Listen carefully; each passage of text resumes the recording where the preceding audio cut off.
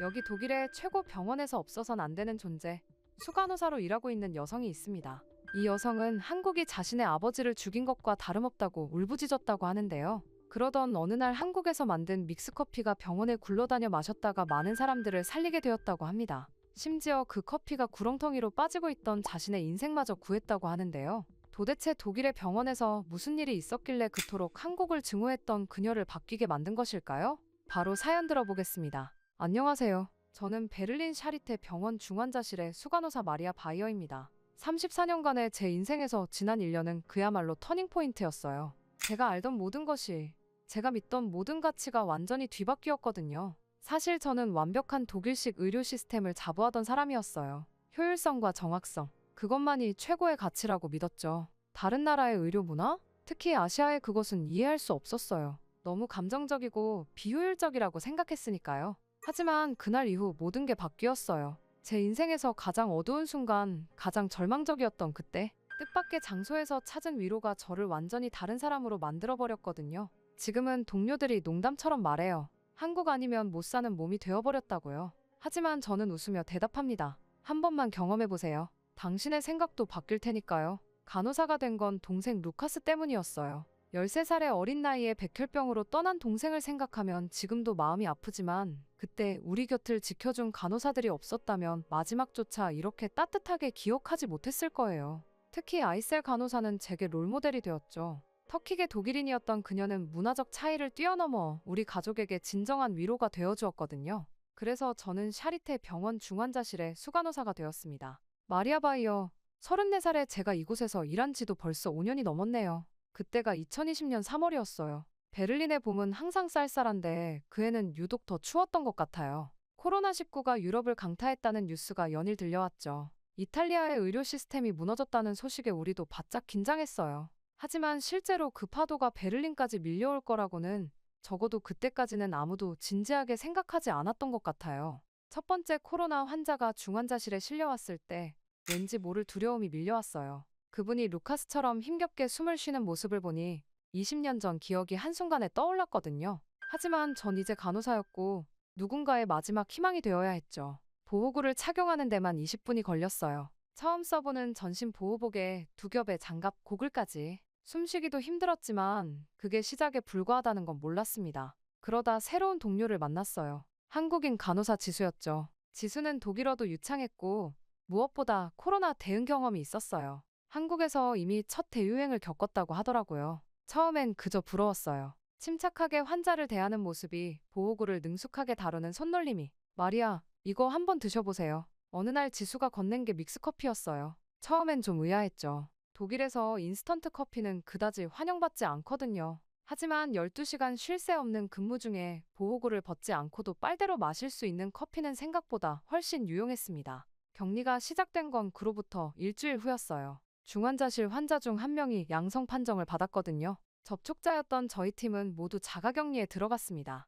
병원에서 지내야 했죠. 집에는 갈 수 없었어요. 그때 아버지가 요양병원에 계셨는데 은퇴하신 물리교사셨던 아버지는 몇 년 전 파킨슨병 진단을 받으셨어요. 어머니마저 제가 대학생일 때 암으로 떠나시고 저와 아버지는 서로에게 전부나 다름없었죠. 루카스를 떠나보낸 후로 더욱 그랬어요. 밤이면 창밖으로 시민들이 의료진을 응원하는 박수 소리가 들렸어요. 감동적이었죠. 하지만 동시에 마음이 무거웠습니다. 루카스를 살리지 못했던 것처럼 이번에도 우리가 모두를 구하지 못할 거란 두려움이 컸거든요. 다행히 지수가 있었어요. 야간 근무가 끝날 때마다 건네는 따뜻한 믹스커피 한 잔이 얼마나 큰 위로가 되었는지 몰라요. 어쩌면 그때의 지수도 아이셀 간호사처럼 문화적 차이를 넘어 누군가에게 위로가 될 수 있다는 걸 보여주고 싶었던 걸까요? 코로나 병동의 벨소리는 달랐어요. 더 절박했달까요? 그 벨소리를 들을 때마다 심장이 멎는 것 같았습니다. 누군가의 생명이 위험하다는 신호였으니까요. 하지만 그때는 몰랐어요. 그 벨소리가 언젠가 제 인생을 완전히 바꿔놓게 될 거라는 걸. 그러던 어느 날 제 운명을 바꿔버리는 사건이 일어나 버렸습니다. 요양병원에서 첫 전화가 온 건 자정이 조금 넘어서였어요. 야간 근무 중이었죠. 심정지로 실려온 환자의 심폐소생술을 막 끝낸 참이었는데 휴대폰이 계속 울리더라고요. 보호구를 벗고 전화를 받았을 때 아버지의 상태가 좋지 않다는 얘기를 들었습니다. 파킨슨병 환자들은 면역력이 많이 약해요. 바이어 씨의 열이 38도를 넘었고 기침도 심해지고 있어서 저는 간호사의 말이 끝나기도 전에 머릿속이 하얘졌어요. 코로나였던 거죠. 아니, 어쩌면 단순한 감기일 수도 있다고 스스로를 위로했지만 의료진이라서 더 잘 알았어요. 이 시기에 이런 증상이 나타났다는 건 최악의 상황을 의미한다는 걸. 제가 가보면 안 될까요? 죄송합니다. 현재로서는 모든 방문이 제한돼 있어서. 물론 알고 있었어요. 제가 자가격리 중이라는 것도, 요양병원에 방문이 금지됐다는 것도. 하지만 이성적으로 아는 것과 감정적으로 받아들이는 건 달랐습니다. 그때 지수가 커피를 들고 다가왔어요. 선생님, 많이 걱정되시죠? 평소처럼 믹스커피를 건네며 지수가 말했지만 그날은 그 달콤한 향도 제 마음을 달래주지 못했어요. 아버지는 항상 강인한 분이셨어요. 물리교사로 정년 퇴임하실 때까지 하루도 결근하신 적 없다고 자부하시던 분이었죠. 파킨슨병 진단을 받으셨을 때도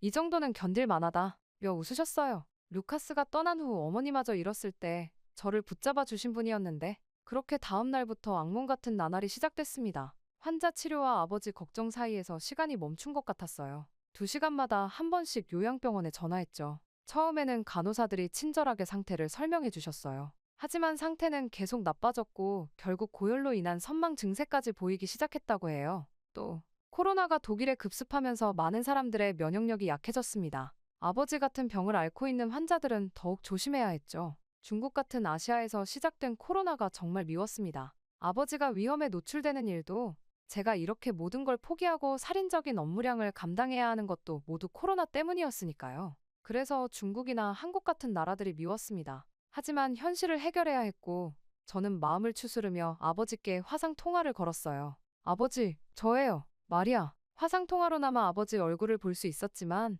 산소 마스크 너머로 보이는 아버지의 모습은 제가 알던 그분이 아닌 것만 같았어요. 마리아, 내가 왜 여기 없니? 아버지, 제가 꼭 갈게요. 조금만 기다리세요. 거짓말이었어요. 갈 수 없다는 걸 알면서도 차마 그 말을 할 수 없었죠. 병원에서는 환자들의 상태가 시시각각 변했어요. 한 명의 실수가 돌이킬 수 없는 결과를 초래할 수 있는 중환자실이었기에 잠시도 한눈을 팔 수 없었죠. 하지만 아버지 생각에 자꾸 한숨이 나왔어요. 선생님, 이제 그만 들어가서 쉬세요. 밤샘 근무를 마치고 나오는데 지수가 말했어요. 전 괜찮아요. 괜찮지 않으신 거 다 보여요. 믹스커피 한 잔 더 드실래요? 그때였어요. 핸드폰이 또다시 울렸는데 이번엔 요양병원 원장님이셨어요. 바이어 씨의 산소 포화도가 급격히 떨어지고 있습니다. 중환자실 이송을 고려해야 할 것 같은데 그 순간 온몸에 힘이 빠졌어요. 중환자실, 제가 일하는 이곳 같은 곳이죠. 매일 사람들의 생과 사를 마주하는 이곳에서 이제는 제 아버지의 생사도 걸린 것이었습니다. 창밖으로 봄비가 내리고 있었어요. 마치 제 마음을 대신 울어주는 것처럼요. 그때는 몰랐어요. 이것이 더 큰 폭풍 후의 시작이라는 걸. 제 인생에서 가장 힘든 선택을 해야 할 순간이 다가오고 있다는 걸. 그날은 평소보다 더 많은 환자가 중환자실로 실려왔어요. 마치 운명이 저를 시험하는 것 같았죠. 아버지가 계신 요양병원에서는 상태가 점점 나빠진다는 연락이 왔는데 제 앞에는 또 다른 누군가의 아버지, 어머니, 자녀들이 누워 있었으니까요. 오후 2시 심정지 환자가 실려왔습니다. 50대 남성이었어요. 그분의 딸이 구급차를 따라 병원까지 왔더라고요. 딸은 울면서 애원했죠. 제발 살려주세요. 우리 아버지예요. 그 순간 가슴이 찢어지는 것 같았어요. 20년 전 루카스를 떠나보낼 때의 기억이 떠올랐고 지금 요양병원에 계신 제 아버지 생각이 났으니까요. 하지만 전 프로페셔널한 의료진이어야 했습니다. 심폐소생술이 시작됐어요. 30분, 40분, 팔이 떨어져 나갈 것 같았지만 멈출 수 없었죠. 그때 제 휴대폰이 계속 울리고 있었어요. 요양병원에서 걸려온 전화였다는 걸 나중에야 알았습니다. 돌아오셨어요. 1시간의 사투 끝에 환자의 심장이 다시 뛰기 시작했을 때 안도의 한숨이 나왔어요. 하지만 그 안도감은 잠시뿐이었죠. 보호구를 벗고 휴대폰을 확인했을 때 부재중 전화가 10통 넘게 와 있었거든요. 떨리는 손으로 요양병원에 전화를 걸었어요. 바이오 씨, 죄송합니다. 10분 전에 그렇게 저는 전화기를 떨어뜨렸어요. 귀에서 윙하는 소리가 났고 다리에 힘이 풀렸죠.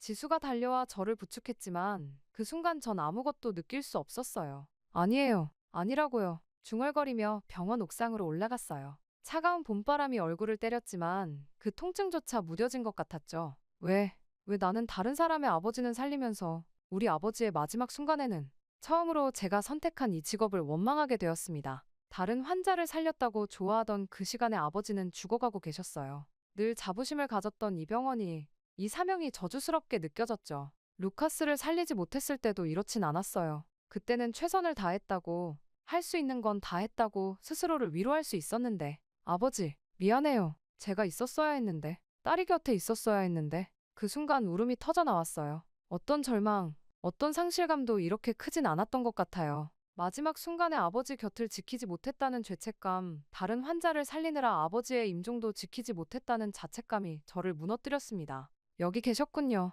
지수가 옥상 문을 열고 나왔어요. 저리 가요. 혼자 있고 싶어요. 선생님, 다들 왜 저를 이해하는 척하는 거예요? 아무도 이해 못해요. 제 아버지가, 목소리가 흐려졌어요. 지수는 아무 말도 하지 않고 제 옆에 조용히 앉았죠. 봄비가 내리기 시작했지만 우린 그대로 앉아 있었어요. 아버지는 늘 제가 자랑스럽다고 하셨어요. 딸이 의료진이라는 게, 다른 사람을 살린다는 게. 근데 정작 아버지는, 전 이제 어떻게 해야 하죠? 지수는 여전히 말이 없었어요. 그저 제 어깨를 토닥여줄 뿐이었죠. 그때는 몰랐어요. 이 순간이, 이 깊은 절망이 나중에는 더 큰 이해와 연민으로 이어질 거라는 걸. 하지만 그땐 그저 끝없이 울기만 했습니다. 아버지의 장례식은 코로나로 인해 가장 간소한 형태로 진행됐어요. 제가 자가격리 중이라 직접 가지도 못했죠. 태블릿으로 화상 장례식을 지켜보는 것이 전부였어요. 아버지의 동료 선생님들도 제자들도 직접 오지 못했고, 차가운 화면 너머로 아버지를 보내드려야 했죠.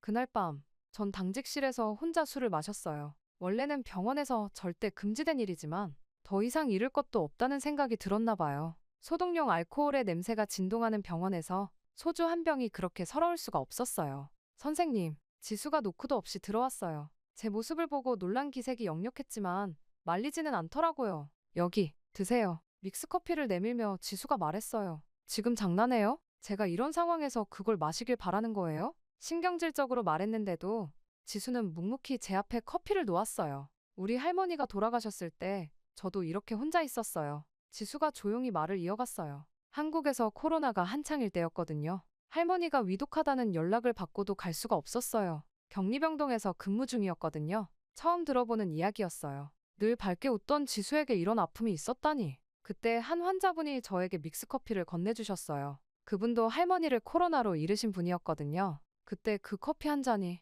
그냥 커피가 아니었어요. 누군가 나의 아픔을 알고 있다는, 혼자가 아니라는 위로였죠. 지수의 말에 코끝이 찡해졌어요. 문득 아버지 생각이 났죠. 파킨슨병 진단을 받으시고 처음으로 떨리는 손으로 커피를 쏟으셨을 때 아버지는 웃으며 말씀하셨어요. 이제 내가 타주는 커피만 마셔야겠구나. 지수씨, 우리 아버지가 목이 메어 말을 잇지 못하는데 갑자기 당직실 문이 열렸어요. 마리아, 여기 있었구나. 토마스 과장님이었어요. 평소엔 차갑기만 했던 그분이 이날은 왠지 따뜻해 보였어요. 나도 2년 전에 아버지를 잃었어. 한 명, 두 명. 어느새 당직실은 여러 동료들로 가득 찼어요. 모두가 제각각 커피나 차를 들고 있었죠. 놀랍게도 대부분이 지수가 나눠준 믹스커피였어요. 내 어머니는 작년에, 우리 언니도 코로나로, 그렇게 하나둘씩 이야기가 시작됐어요. 그동안 몰랐던 이야기들, 각자의 상실과 아픔, 그리고 그것을 이겨낸 방법들. 새벽이 될 때까지 우리는 이야기를 나눴어요. 달콤 쌉싸름한 믹스커피를 마시며,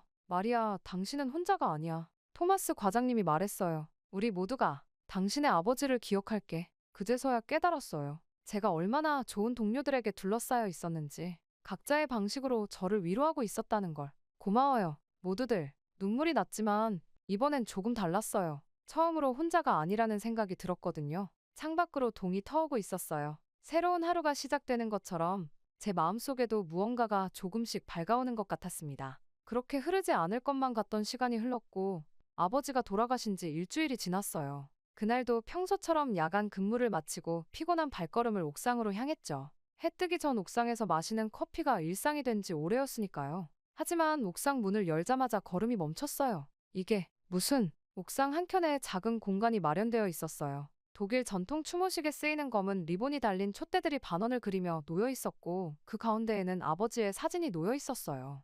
사진 앞에는 아버지가 즐겨 마시던 커피잔과 함께 지수가 건네준 믹스커피 한 봉지가 놓여 있었죠. 깜짝 놀라셨죠? 지수가 환하게 웃으며 다가왔어요. 뒤이어 토마스 과장님을 비롯한 동료들이 하나둘 모습을 드러냈습니다. 여기 보세요. 지수가 가리킨 곳에는 한글로 쓰인 글귀가 있었어요. 평안히 쉬세요. 우리가 마리아를 지키겠습니다. 지수가 알려줬어. 토마스 과장님이 말씀하셨어요. 한국에서는 돌아가신 분을 위해 음식을 차리고 함께 추억을 나누는 문화가 있다고. 우리도 그렇게 하고 싶었어. 누군가 아버지가 좋아하시던 클래식 음악을 틀었어요. 모차르트였죠. 아버지는 교실에서도 늘 이 음악을 틀어놓고 수업하셨다고 했는데 제가 말씀드리고 싶은 게 있어요. 평소엔 과묵하던 마틴 선생이 앞으로 나섰어요. 마리아의 아버님은 정말 자랑스러운 분이셨을 겁니다. 이런 딸을 키우셨으니까요. 지난주 마리아가 우리 아버지의 심장을 다시 뛰게 해줬어요. 아버지의 마지막 순간을 함께하지 못했다고 자책하지 마세요. 그 순간 마리아는 다른 누군가의 아버지를 살리고 있었으니까요. 목이 메었어요. 그동안 저를 괴롭혔던 죄책감이 마틴의 말 한마디에 조금은 녹아내리는 것 같았죠. 선생님, 지수가 믹스커피를 건넸어요. 이제 알겠어요. 왜 우리가 이걸 마시는지. 그냥 커피가 아니라 추억이고 위로더라고요. 한국에선 장례식장에서도 이렇게 커피를 마시며 고인을 추억한대요. 자리한 모든 이들이 커피를 들고 있었어요. 독일식 추모 촛불과 한국의 믹스커피가 어우러진 이 특별한 아침에 우리는 각자의 이야기를 나누기 시작했습니다. 바이어 선생님, 기억나세요? 지난번 병원 행사에 오셨을 때. 아, 그때 말이야 어릴 때 이야기도 해주셨죠. 동료들이 아버지와 마주쳤던 짧은 순간들을 이야기할 때마다 제가 미처 몰랐던 아버지의 모습을 발견하게 됐어요. 늘 자랑스러워하셨다던 딸 자랑은 병원 자원봉사 오실 때마다 하셨다고. 마리아, 이건 우리 모두의 마음이에요. 토마스 과장님이 작은 액자를 건네주셨어요. 병원 직원들의 서명이 가득했고 가운데에는 아버지의 마지막 메시지가 적혀 있었습니다. 내 딸은 다른 이들의 생명을 살리는 일을 하고 있단다. 이보다 더 자랑스러울 수가 있을까? 해가 떴어요. 따스한 봄 햇살이 우리가 마련한 작은 추모 공간을 비추었죠. 문득 아버지가 미소 짓고 계실 것 같았어요. 이렇게 좋은 동료들과 함께 일하는 딸을 보시며 추모식 이후 병원이 달라져 보이기 시작했어요. 아니, 어쩌면 제가 달라진 걸지도 모르겠네요. 전에는 보지 못했던 것들이 보이기 시작했거든요. 중환자실에서 마주치는 보호자들의 눈빛이 더 깊이 다가왔어요. 특히 면회가 제한된 코로나 병동의 가족들. 유리창 너머로 사랑하는 이들을 바라보는 그들의 마음이 제 가슴에 고스란히 전해졌죠. 커피 한 잔 드세요. 보호자 대기실에서 밤을 새우는 가족들에게 믹스커피를 건네는 제 모습이 어느새 자연스러워졌어요. 지수가 저에게 그랬던 것처럼 때로는 말보다 따뜻한 음료 한 잔이 더 큰 위로가 된다는 걸 이제는 알았으니까요. 바이어 선생님, 어느 날 밤 한 할머니가 제 손을 꼭 잡았어요. 여기 오면 늘 커피를 타주시는데 그게 얼마나 큰 힘이 되는지 몰라요. 우리 아들이 이곳에 있는 동안 이 커피 향이 제게는 작은 희망이었어요. 그 말에 코끝이 찡해졌어요. 아버지가 돌아가시기 전 요양병원에서 그렇게 바라셨을 커피 한 잔. 이제는 제가 그 마음을 알 것 같았거든요. 마리아, 잠깐 와볼래요? 토마스 과장님이 사무실로 저를 부르셨어요. 이거 우리 병원에 새로운 프로그램을 기획해보면 어떨까 해서 과장님이 보여주신 기획안에는 치유의 시간 힐링 타임이라는 제목이 붙어 있었어요. 의료진들이 정기적으로 모여 서로의 경험과 감정을 나누는 프로그램이었죠. 지수가 말해주더군요. 한국의 병원에서는 이미 이런 프로그램들이 있다고. 우리도 한번 시도해보면 좋을 것 같아서 믿기지 않았어요. 제가 겪었던 상실과 위로의 경험이 이렇게 새로운 변화로 이어질 줄은 몰랐으니까요. 첫 모임의 진행을 마리아가 해주면 좋겠어. 제가요? 그래. 당신만큼 이 프로그램의 의미를 잘 아는 사람은 없을 테니까. 그렇게 시작된 치유의 시간은 예상보다 훨씬 큰 반향을 일으켰어요. 처음에는 어색해하던 동료들도 차츰 자신의 이야기를 꺼내놓기 시작했죠. 누군가는 첫 환자를 잃었을 때의 이야기를, 또 누군가는 코로나 시대에 느끼는 두려움과 불안을 나눴어요. 특히 놀라웠던 건 문화적 차이를 넘어선 공감대가 형성되는 걸 지켜보는 거였어요. 터키계 간호사 아이샤가 들려준 이스탄불의 병원 이야기, 이탈리아에서 온 마르코의 코로나 최전선 경험. 각자의 배경은 달랐지만 생명을 살리고자 하는 마음만큼은 하나였죠. 이제 알겠어요. 어느 날 지수가 말했어요. 왜 선생님이 수간호사가 되셨는지. 선생님은 늘 우리 마음을 알아주시잖아요. 그 말에 웃음이 났어요. 예전에는 몰랐던 걸 이제는 알게 된 것 같아요. 의료진이 된다는 건 단순히 환자의 몸을 치료하는 게 아니라는 걸.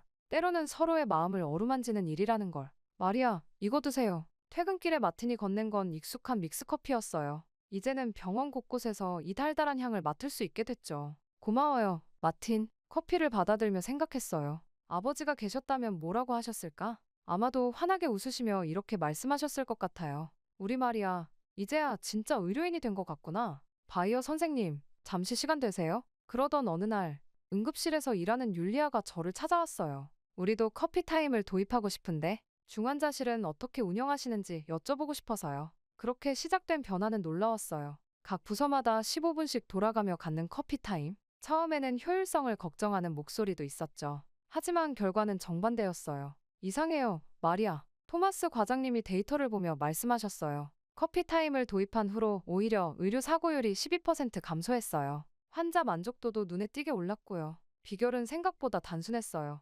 잠깐의 휴식 시간 동안 의료진들은 자연스럽게 환자들의 상태를 공유했고 서로의 고민을 나눴죠. 공식 회의에서는 미처 다루지 못했던 세세한 이야기들이 커피 한 잔을 마시며 자연스럽게 오갔어요. 어제 3번 병상 환자분이 좀 불안해하시더라고요. 아, 제가 봤을 때는 가족분들이 많이 걱정하시는 것 같았어요. 그러고 보니 면회 시간에 이런 소소한 대화들이 모여 환자 케어의 퀄리티를 높였던 거죠. 더 놀라운 건 의료진들의 피로도가 눈에 띄게 감소했다는 거예요. 전에는 몰랐어요. 중환자실에 신입 간호사 한나가 말했어요. 잠깐의 브레이크가 이렇게 중요한 줄. 특히 믹스커피 마시면서 선배님들이랑 이야기 나누는 시간이 정말 큰 힘이 돼요. 독일의 의료 시스템은 늘 효율성을 강조해왔어요. 쉬는 시간도 철저히 계산되고 통제되죠. 하지만 이제는 달라졌어요. 잠깐의 여유가 오히려 더 큰 효율성을 만들어낸다는 걸 우리 모두가 경험으로 알게 된 거예요. 마리아, 이거 봐요. 지수가 태블릿을 보여줬어요. 베를린의 다른 병원들에서도 우리의 커피 타임 시스템에 관심을 보인다는 기사였죠.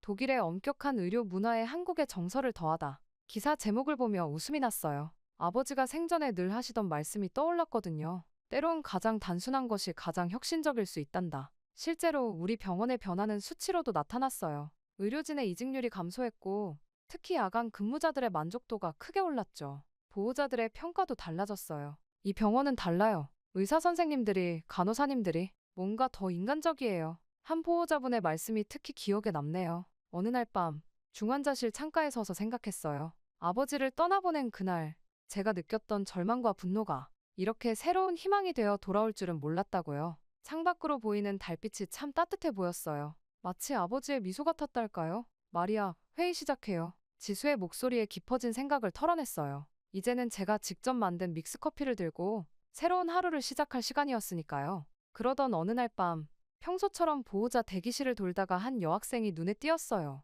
16살 정도로 보이는 아이였는데 몇 시간째 같은 자세로 앉아있더라고요. 핸드폰도 책도 없이 그저 멍하니 허공만 바라보고 있었죠. 혹시 커피 한 잔 드실래요? 제가 다가가자 아이가 흠칫 놀랐어요. 아, 감사합니다. 그렇게 서로 커피를 건네며 자연스럽게 대화를 시작했어요. 아이의 어머니가 뇌출혈로 수술을 받고 계시다는 걸 알게 됐죠. 아버지는 출장 중이라 오시는 길이고 그동안 이 어린아이가 혼자 있었던 거예요. 저도 얼마 전에 아버지를 잃었어요. 제 말에 아이가 처음으로 눈을 마주쳤어요. 그때 이렇게 커피를 마시면서 많이 위로받았거든요. 혼자가 아니라는 게 참 중요하더라고요. 그날 이후로 보호자 대기실의 풍경이 달라지기 시작했어요. 커피 머신 옆에 작은 테이블을 놓고 거기에 믹스커피와 종이컵을 비치해뒀죠. 처음에는 조심스럽게 다가오던 보호자들이 이제는 자연스럽게 모여 이야기를 나누기 시작했어요. 어머님은 어떠세요? 조금씩 나아지고 계시네요. 어제는 손가락을 움직이셨어요. 정말요?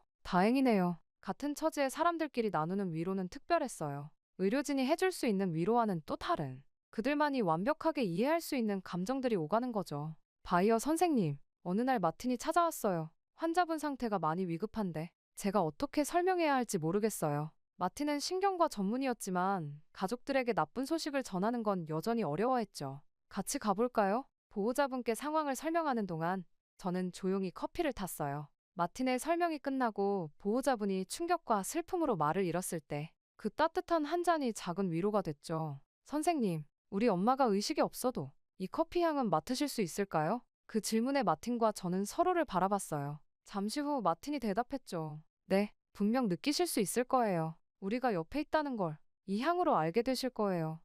그때부터였을까요? 중환자실에 은은한 커피 향이 퍼지기 시작한 게. 물론 의료 규정상 실제 커피를 반입할 순 없었지만 면회 시간에 보호자들이 가져오는 믹스커피 향이 병동을 채우기 시작했어요. 이상한 일이 있어요. 한나가 어느 날 말했어요. 커피 향이 나는 시간대에 환자분들의 바이탈이 더 안정적이에요. 특히 의식이 없는 환자분들도. 과학적으로 증명할 순 없었지만 우리는 알고 있었어요. 때론 의학적 처치보다 더 중요한 게 있다는 걸. 사람의 마음을 어루만지는 작은 순간들이 더 큰 치유를 만들어낸다는 걸. 마리아, 이거 보세요. 지수가 보여준 건 응급실 입구에 새로 설치된 안내판이었어요. 당신은 혼자가 아닙니다. 따뜻한 커피 한 잔과 함께 이야기 나누실 수 있습니다. 그 글귀를 보며 생각했어요. 아버지가 돌아가신 후 제가 받았던 그 작은 위로가 이제는 이렇게 더 큰 위로가 되어 돌아오고 있다고. 그리고 이게 바로 진정한 의미의 치유가 아닐까 하고요. 실례합니다. 여기가 그 병원인가요? 어느 날 한 의료진 방문단이 찾아왔어요. 베를린의 다른 병원에서 온 분들이었죠. 그 병원이라는 말에 처음엔 무슨 뜻인지 몰랐는데 알고 보니 우리 병원이 소문이 났더라고요. 커피 문화로 의료 현장을 바꾼 병원. 독일과 한국의 의료 문화가 만나는 곳. 의료진 이직률 최저. 환자 만족도 최고의 병원. 처음에는 단순한 휴식 시간에 불과했던 커피 타임이 이제는 하나의 시스템이 되어 있었어요. 매 교대 시간마다 15분씩 의료진들이 모여 커피를 마시며 인수인계를 하는 시간. 공식 기록에는 남지 않는 세세한 정보들이 이때 자연스럽게 공유됐죠. 3번 병상 할머니는 손주 사진을 보여드리면 특히 좋아하세요. 아, 5번 환자분은 어제부터 식욕이 조금 돌아오신 것 같아요. 7번 보호자분이 많이 지쳐 보이시던데 특별히 신경 써주셨으면 해요. 토마스 과장님은 이걸 따뜻한 정보 교환이라고 부르셨어요. 차가운 의료 데이터만으로는 알 수 없는 환자와 보호자들의 작은 이야기들이 커피 향과 함께 전해지는 거죠. 바이어 선생님, 정신건강의학과에서도 비슷한 프로그램을 시작했다고 해요. 지수가 어느 날 알려줬어요. 우울증 환자들의 집단 치료 시간에 차와 커피를 함께 마시며 이야기를 나누는 시간을 가진다고 하더라고요. 치유의 시간도 정기 프로그램이 됐어요. 이제는 매주 수요일 저녁 의료진들이 모여 서로의 이야기를 나누는 시간이 공식적으로 생겼어요. 처음에는 망설이던 사람들도 이제는 자연스럽게 참여하고 있죠. 저는 처음에 이런 거 불필요하다고 생각했어요. 마틴이 웃으며 말했어요. 독일 의료계에서는 이런 감정적인 교류가 비효율적이라고 여겨졌으니까요. 하지만 이제는 달라요. 이런 시간이 있어서 우리가 더 좋은 의사가 될 수 있는 것 같아요. 병원 로비에도 변화가 생겼어요. 작은 카페 공간이 생긴 거죠. 바리스타는 없지만 믹스커피와 차를 무료로 제공하는 공간이에요. 처음에는 예산 문제로 반대 의견도 있었지만 결과적으로는 병원의 이미지 개선에 큰 도움이 됐어요. 여기가 정말 병원 맞나요? 처음 오신 분들이 자주 하시는 말씀이에요. 차가운 병원 냄새 대신 은은한 커피 향이 로비를 채우고 이야기를 나누는 사람들의 소리가 들리니까요. 마리아, 우리 다음 단계를 생각해봐야 할 것 같아요. 토마스 과장님이 어느 날 제안하셨어요. 이 경험을 다른 병원들과 나눌 수 있는 방법을요. 그렇게 우리는 따뜻한 의료 문화 만들기 프로젝트를 시작했어요. 다른 병원의 의료진들을 초청해 우리의 경험을 나누고 그들의 현실에 맞는 방법을 함께 고민하는 거죠. 처음에는 이게 그저 한 가지 문화의 유입이라고 생각했어요. 제가 발표 자리에서 말했죠. 하지만 이제는 알아요. 이건 서로 다른 문화가 만나 새로운 것을 만들어낸 거라는 걸요. 독일의 체계성과 한국의 정서가 만나 더 나은 무언가를 만들어낸 거죠. 그렇게 저는 창밖으로 떨어지는 단풍잎을 보며 생각했어요. 아버지가 계셨다면 뭐라고 하셨을까? 아마도 이렇게 말씀하셨을 것 같아요. 세상을 바꾸는 건 때론 아주 작은 것에서 시작된단다. 한 봉지의 믹스커피가 가져온 변화는 이제 더 큰 이야기가 되어가고 있었어요. 저는 어느새 제게 닥쳐왔던 불행을 극복하고 새 일상을 살아가게 되었습니다. 그렇게 바쁜 시간을 보내다 보니 정말 시간이 빠르게 흐르더라고요. 그러다 아버지의 기일이 돌아왔습니다. 새벽부터 병원 옥상에 올라왔어요. 지난해 이맘때 이곳에서 오열했던 그날이 떠올랐죠. 하지만 이제는 달라요. 아버지를 생각하면 여전히 가슴이 아프지만 그 아픔은 이제 더 깊은 이해가 되어 돌아왔으니까요. 마리아, 기다리셨죠? 그때 지수가 제일 먼저 올라왔어요. 손에는 믹스커피가 들려 있었죠. 뒤이어 토마스 과장님, 마틴, 한나, 하나둘씩 동료들이 모여들었어요. 이제는 전통이 된 우리만의 의식이에요. 독일식 추모 양초와 한국의 믹스커피가 함께 놓인 테이블. 아버지의 사진 앞에서 우리는 조용히 커피를 마시며 이야기를 나눴죠. 선생님, 아버님이 정말 자랑스러워하실 거예요. 한나가 말했어요. 우리 병원이 이렇게 변한 걸 보시면. 맞아요. 지난 1년간 정말 많은 것이 변했어요. 우리의 커피 문화는 이제 의료계에서 하나의 성공 사례로 꼽히고 있죠. 다른 병원들도 하나둘 비슷한 프로그램을 도입하기 시작했고요. 기억나세요? 처음 이 믹스커피를 마셨을 때 지수가 웃으며 말했어요. 선생님이 얼마나 의아해하셨는지. 다들 웃음이 났어요. 그때는 몰랐죠. 이 작은 봉지의 커피가 우리의 삶을 이렇게 바꿔놓을 줄은. 마리아, 토마스 과장님이 조용히 말씀하셨어요. 당신 아버님은 지금도 우리와 함께 계세요. 이 병원의 모든 순간, 우리가 나누는 모든 커피 한 잔에 목이 메었어요. 하지만 이번엔 슬픔만은 아니었죠. 맞아요. 아버지는 늘 이런 걸 좋아하셨어요. 사람들이 모여 이야기 나누는 걸요. 해가 떴어요. 따스한 아침 햇살이 우리가 준비한 작은 추모 공간을 비추었죠. 문득 옆을 보니 처음 보는 얼굴들도 보였어요. 다른 병동의 의료진들, 심지어 타 병원에서 온 분들도. 저희도 함께해도 될까요? 그들의 손에도 믹스커피가 들려 있었어요. 물론이죠. 아버지도 분명 좋아하실 거예요. 우리는 함께 커피를 마시며 각자의 이야기를 나눴어요. 누군가는 최근에 돌아가신 환자 이야기를, 또 누군가는 처음으로 살려낸 생명의 이야기를. 웃음과 눈물이 교차하는 시간이었죠. 이제 알겠어요. 마틴이 말했어요. 우리가 왜 의료인이 되었는지. 단순히 생명을 살리는 것 이상의 의미가 있다는 걸. 맞아요. 우리는 치료자이자 위로자, 그리고 서로의 가족이 되어가고 있었어요. 해가 완전히 떴을 때 저는 아버지의 사진을 보며 생각했어요. 아버지, 이제는 제가 알 것 같아요. 왜 그렇게 제가 의사가 된 걸 자랑스러워 하셨는지. 생명을 살리는 일도 중요하지만 서로의 마음을 보듬는 일도 그만큼 소중하다는 걸 이제야 깨달았어요. 자, 이제 출근할 시간이에요. 일상으로 돌아갈 시간? 하지만 이제 이 일상이 더 이상 두렵지 않아요. 우리에겐 서로가 있으니까요. 마리아, 오늘도 화이팅이에요. 지수가 건넨 마지막 한 잔의 커피를 들며 생각했어요. 우리는 이제 진정한 의미의 치유자가 되어가고 있다고. 그리고 이 모든 변화의 시작에는 아버지의 마지막 선물 같은 그 상실의 순간이 있었다고. 저는 병원으로 다시 돌아가며 지금까지 있었던 일들을 떠올려 보았습니다. 처음에는 그저 작은 봉지의 믹스커피였어요. 완벽한 에스프레소를 자부하는 우리 독일 의료진들에게 그건 그저 급할 때 마시는 음료에 불과했죠. 하지만 지수를 통해 알게 된 건 한국에서 믹스커피는 단순한 음료가 아니라는 거예요. 그건 위로였고 쉼이었고 소통의 도구였죠.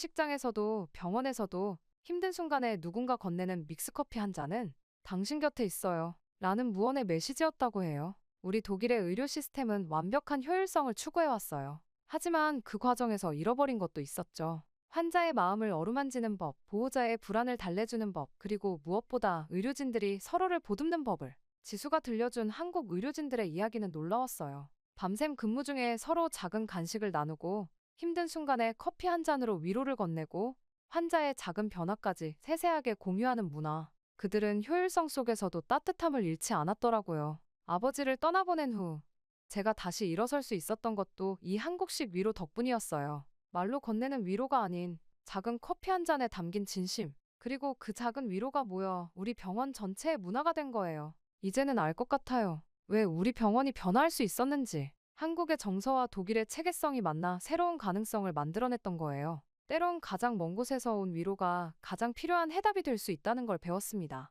그리고 무엇보다 진정한 의료란 단순히 생명을 살리는 것을 넘어 서로의 마음을 보듬는 일이란 걸 깨달았어요. 한국에서 온 작은 믹스커피 한 봉지가 제게 그런 깨달음을 선물해 준 거죠. 제 이야기는 여기까지입니다. 길다면 길었던 이야기를 들어주신 모든 분들께 감사의 말씀 전하고 싶습니다. 행복하세요.